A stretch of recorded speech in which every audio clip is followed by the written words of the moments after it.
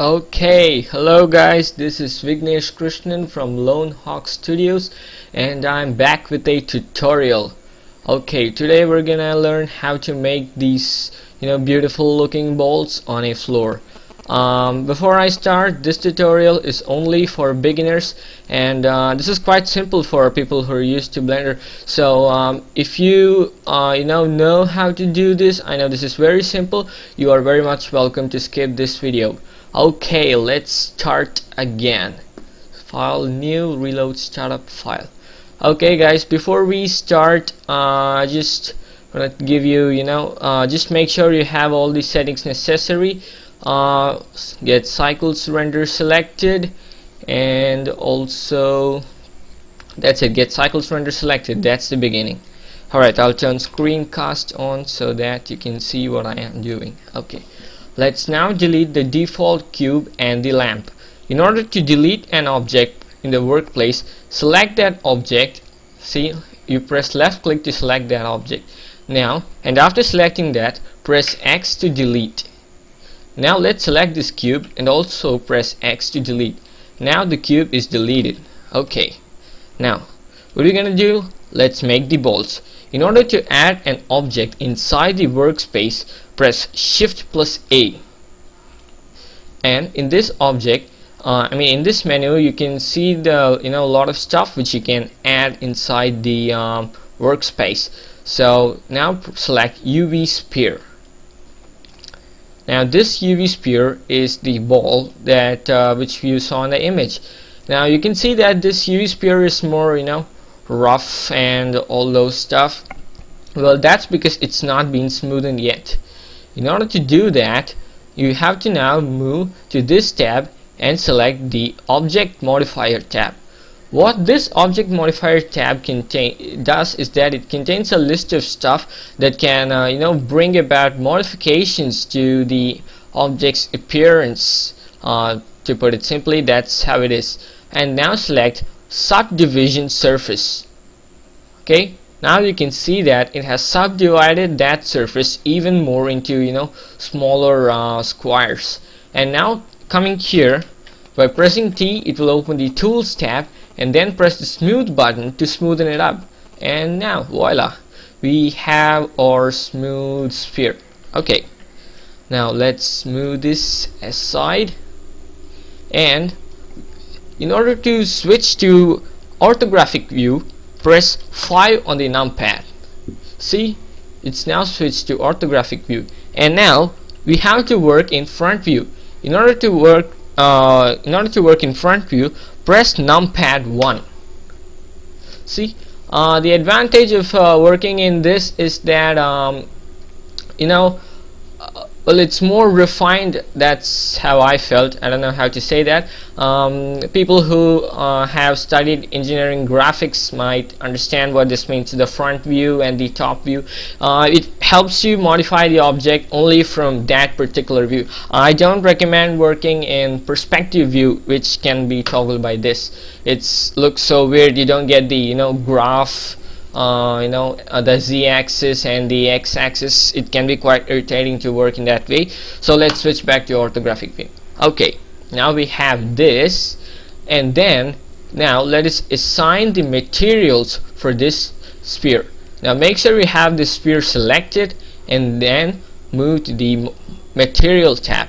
The material tab is the one which you find here, the brownish circular thing. Now click this and then press the new button to add a new material to the sphere. Now we've added a new material. By default it will be saved as material.001. Well, you can rename it. Now we're gonna give this sphere a bluish color, and so I'm gonna name this blue. So that does it. And now in this here we can see 3 more categories. These are the custom properties, the preview, which gives a preview about how it will look when rendered, and then the surface with which we're gonna work. Okay, in this surface category we have this option called the diffuse BSDF. When you select this, it shows a list of shaders that are available.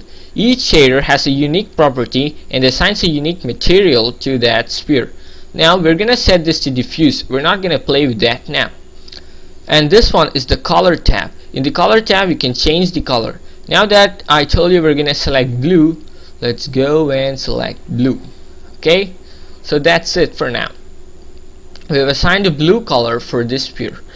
We need to make more spheres to get that rendered image which I showed you previously. For that, select the sphere, press Shift D in order to create a duplicate of it. See, Shift D, and moving the mouse moves the. Now, in order to restrict the movement of that duplicate, press the X-axis, and now the object will move only in the X-axis, which is precisely what we wanted. Okay, now let's select this. The thing with duplicates is that it will have the same properties which we assigned to this. It's okay if we have the subdivision surface and the smooth property, but we don't want it to be of the same color. So in order to do that, make sure you have this duplicated sphere selected, and come to the materials tab and press the minus button. And now this will remove the material assigned to it. Now let's press the new material again, and let's name it yellow. The colors are your choice. Obviously, you just set whatever color you want to. It's not mandatory that you gotta set yellow or whatever. Okay, I'm giving it a bright yellow color, and we'll make another duplicate of this and press X.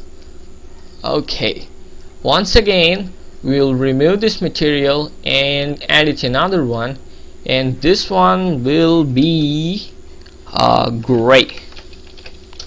Alright, go to the material and set a grayish color. Now that will do for now. Now we need to add a floor to these three bolts. Basically, floors are nothing but planes. Okay, so in order to do that, we need to add a plane. To do that, press Shift A once again, and then press plane. Now we have added the plane, but you can notice that that the plane is very small, and it's too tiny. It covers only one ball. So what we need to do is make sure you have that plane selected. Press S to scale. Scaling means increasing the size of that object which you selected. Make sure you have S, and then press 10. This increases the size of the plane by 10 times. You can also free scale it, but I'm gonna stick to values for now. Okay, now we have 3 bolts created. Let's add more, but now we're not gonna use the same diffuse thing. We're gonna make bolts that are glossy and shiny. Okay, to do that, we are going to switch to top view. See, in top view you can see that you have the floor selected, and then you have these 3 bolts. Okay, now let's make duplicates of these 3 bolts. You can make any number of duplicates. It's completely of your choice. Press Shift D, make one here, Shift D, get it here, Shift D, get it here. Just make what I'm trying to do is just make as many number of bolts as possible. Okay, in order to duplicate, I repeat, click that object and press Shift D, which will create an individual duplicate of that same object. Okay, we will make them here. Okay, now what we are going to do is select any ball of our choice. Okay, we'll go for the blue ones. Where's the blue one? Okay, we have this one selected, and now we can assign a glossy material to this. Now we had diffuse, which would give it a smoothish color, but we want this ball to be shiny. In order to do that, press the minus button again, press the new material, and name this as blue gloss. You know, the thing with naming is that it's not mandatory that you have to name it, but it helps you identify the material when you're, you know, working with a lot of materials in the same file. Like, you know, you can select the materials, you know, so it differentiates blue, blue gloss, gray, zero material, yellow, you know. So we'll name this blue gloss and then select a bluish color. In order to give this a glossy property, now select the surface button and select glossy BSDF. Now it has a shiny appearance. You can see that changing here. You can also click the preview button. See, it gets also shiny. Alright. Okay, what are we gonna do next? The same drill again. Select whatever bolts you want to make, press the new button, name it if you want to. I'm gonna name this yellow gloss and give it a yellow color or whatever color you want, and again glossy. So I'm gonna do the same for all these things. Okay, let's make a glossy thing, glossy gray. Okay, again gray gloss, change this to glossy, and let's set this to gray. Ta-da! Okay, that's not really, make sure you have them evenly distributed. Yeah, so to evenly distribute them, select those ones which you have made gloss. Where is the yellow gloss? I don't have the yellow gloss. Where'd you go? Here it is. Press Shift D to duplicate the glossy stuff. No, I'm not gonna do this. Press Shift D. Just fill the floor with all these things, you know, it's just up to your choice entirely. Okay, now that we've done that, we need to assign a color to this floor. To do that, first select that floor and press the new button, and then let's name it floor. Okay, I'm gonna give this a what can I give this? I'll give this a pinkish color, something that's light and not too hurting to the eye. Okay, now we've done this and I hope it works. Okay, now, well, if you need to know, well, basically before you render, you need to set your camera properly. In order to get into your camera perspective, press 0 on the numpad. See, that's it. That selects 0. Okay, now in order to select that camera, there are two ways. You know, you can either click the border or you can come here and select the camera. Okay, now we need to move this camera so that you know, move and position it so that it looks a visually appealing image. So in order to do that, we'll jump, outside of this view by clicking the middle mouse button and moving it. Now press the top view, let's go to the top view, and in order to move an object around you know, the workplace, select that object and press G. Okay, I have the camera selected, and now let's press G. See, it moves all across the object. Alright, I will position it right here. It applies the, this applies to all the objects. You know, if you need to move this, you need to select that and do G, move, and okay, I hope you get that. Now let's switch back into the camera view. Well, I think we could move the camera to the left a little bit. To do that, once again, you have this camera selected, press the border and now press G to move it. Okay, and now we need to bring this camera down. So you need to do that properly. You can either free move it by pressing G and you know, just doing it like that, but I don't want to do this. So what I'm gonna do is press G and then press the Z key to move it across the Z axis. axis so that it moves in a straight line. Okay, it helps you make precise movements. Okay, now we have this one ready, but I want the balls present here to get covered as well. To do that, we have to rotate the camera. Rotating an object is pretty much easy in Blender. You need to make sure you have the object selected, which in this case is the camera, and then press R. Okay, and then move your mouse. Now this is moving in a very weird manner, and we do not want that, so we'll restrict its rotation to the x-axis. Okay, we will get something like that. Okay, it rotates only along the x-axis. Alright, and well, okay, good. Okay, now we will give it a quick render, or if you don't want to render it, you can switch that into rendered view, which can be done here and clicking the rendered view.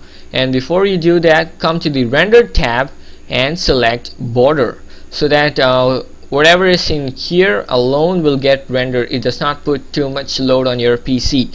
Okay, so what we're gonna do, come here, select this, and then press the rendered. Okay, you can see that it is ready, but it looks immensely horrible. Why? Because we have not added any light to this scene. Okay, so what we're gonna do, we have to add a light. Now press this and let's switch back to solid view. Let's come out of the camera. Okay, press OK. In order to switch between the camera perspective and to the normal view, press 0. I repeat again, press 0. Okay, now let us add some beautiful looking light. Okay, I want this light to be shining from this direction. Okay, so in order to do that, I'm gonna switch to right view, which can be accessed by pressing 3 on the numpad. Great. Now let us place the 3D cursor. One more thing, you see this wire, cross wire looking thing, weird thing that follows you wherever you press right click. You may find this irritating, but that is the most important thing. This is the 3D cursor, and whatever object you add inside a scene will get added in the position of the 3D cursor. For example, if I add a cube, see, it adds here. If I move the cursor here and add a cube, it gets here. Okay, so I think you get an idea about that. Now we do not want this cube nor this one, so let us delete it. Okay, I will have my light source from here. So to do that, press Shift plus A and add a plane. Now before that, we need to scale this one. Press S and scale it to any required size. Don't make it too big. Okay, and now press R and rotate it to an angle something like this, something around 45 degrees or 50 degrees will do. Okay, that does it. Now, but this one, if you go to the material tab and add a new material, it shows diffuse, but we do not want a diffuse property. We want this to be a light source. To do that, come here, press surface and select emission.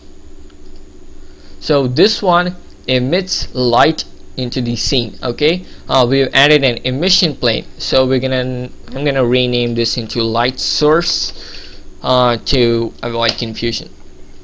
Okay, right now the strength is 1, but 1 is not enough, so we'll set this to 10.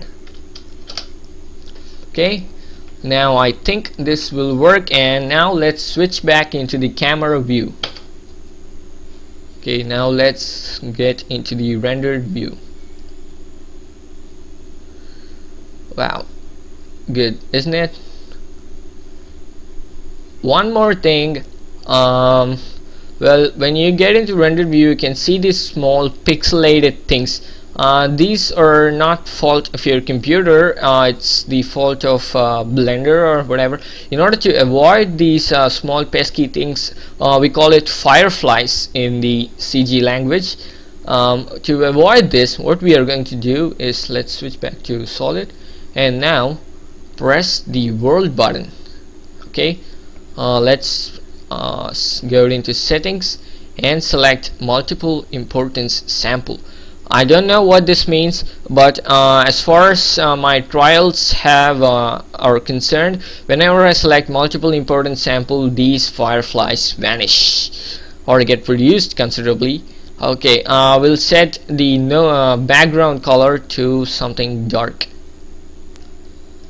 I hope you followed what I did here. I came here into the world tab, got into the settings option and selected multiple importance sample, and I also selected the use nodes button, and I selected a grayish color for the background. Let's not play with the strength now. Okay, this is fine. Now what we're gonna do is go and check a render. This looks much better, doesn't it?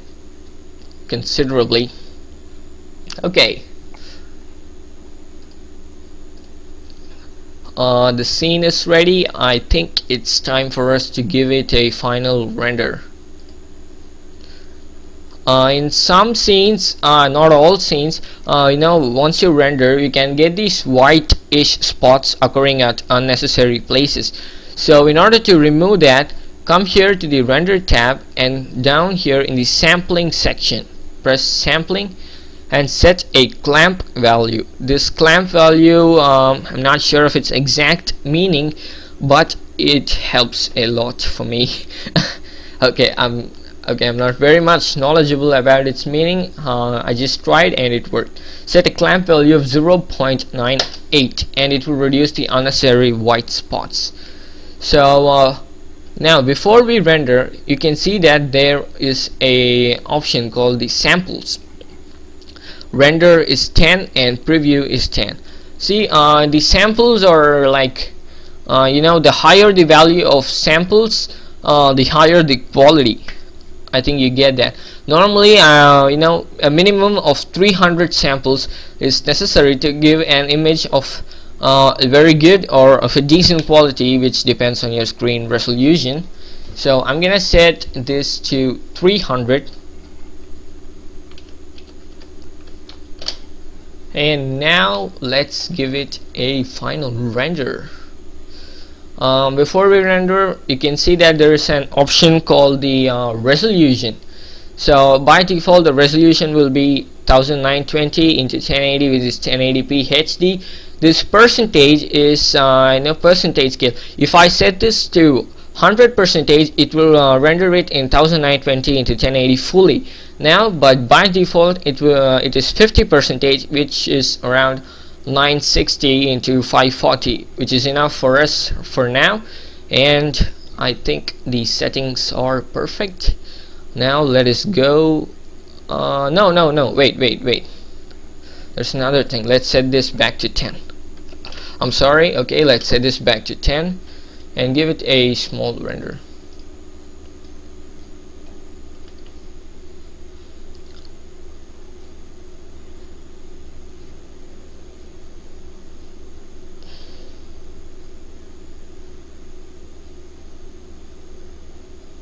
You can see that the scene is getting rendered, but in a very low quality. That's because I have set the samples value to 10. If I set this to 300, it will be of very high quality.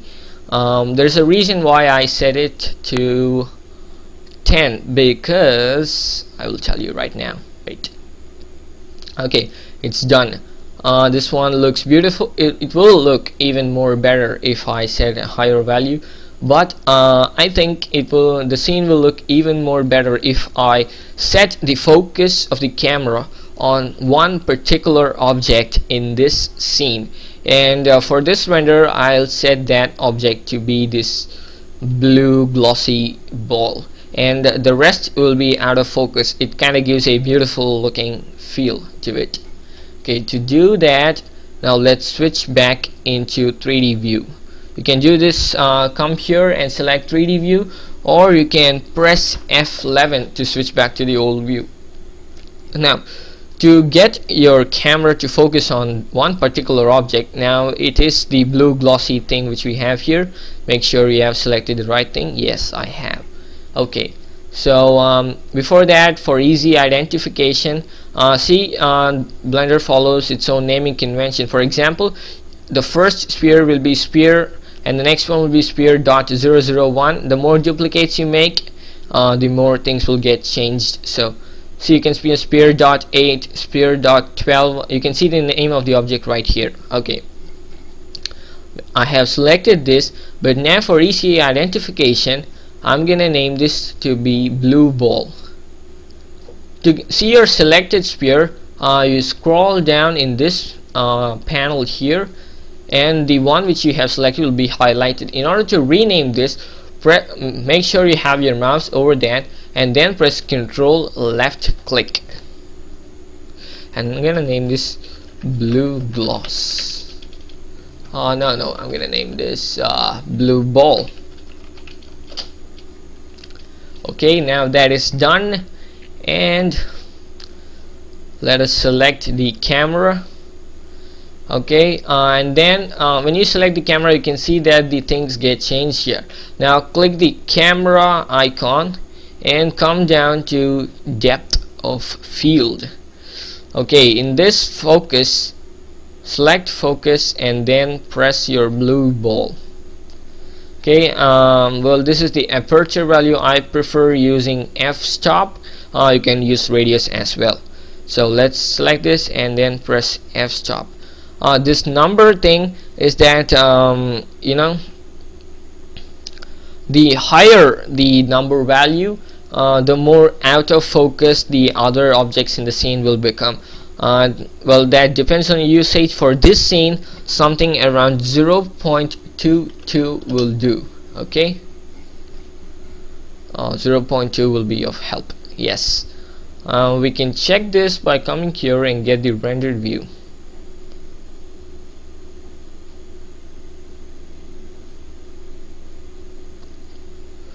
Well, you can see that this one is in more focus than the rest. Okay, I'll set this to a much higher value. Let's see what happens if I set 1. Okay,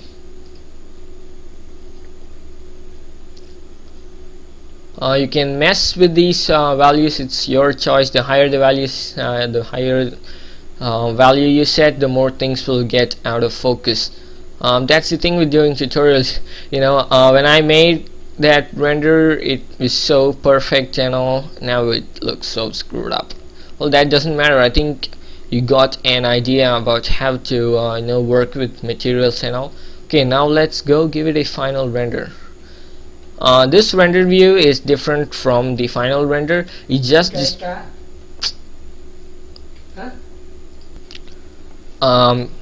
well, okay, now let's give it a render. Press the samples value to 300 and then let this resolution be the same. And I'm not gonna record this video when I render because it will take time, so I'm gonna pause this one and then render. I'll re-record it once the rendering is done. Okay guys, the render is done, but for some unknown reasons these walls still are in focus.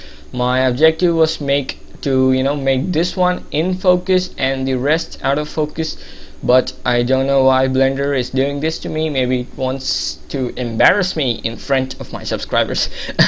I don't know. Okay, this was my original work. You can see that this blue ball is in focus and the rest of the balls are out of focus. Okay, so that's what I wanted to do, but it did not work. Okay, now well, once you have your rendered image, most of you, well, all of us would like to save our image. In order to do that, move your mouse over the image and then press F3. So this will open a Explorer window where you can select where you'd like to save it. Select the default a location of your choice and a name of your choice. I'm gonna name this ball render or whatever. it will, by default it will save in the PNG format. And now click save as image, and it has been saved. Okay guys, before we sum it up, I'd like to give you a quick review. What is it? So what we learned in this tutorial is that is about learning adding objects into the workplace by using Shift A. I repeat, use Shift A to add something inside your workspace, and then in order to add colors or material types to your object, press your object and then move into the material tab, and then select your surface type you want. Diffuse or glossy, or there are lots of stuff.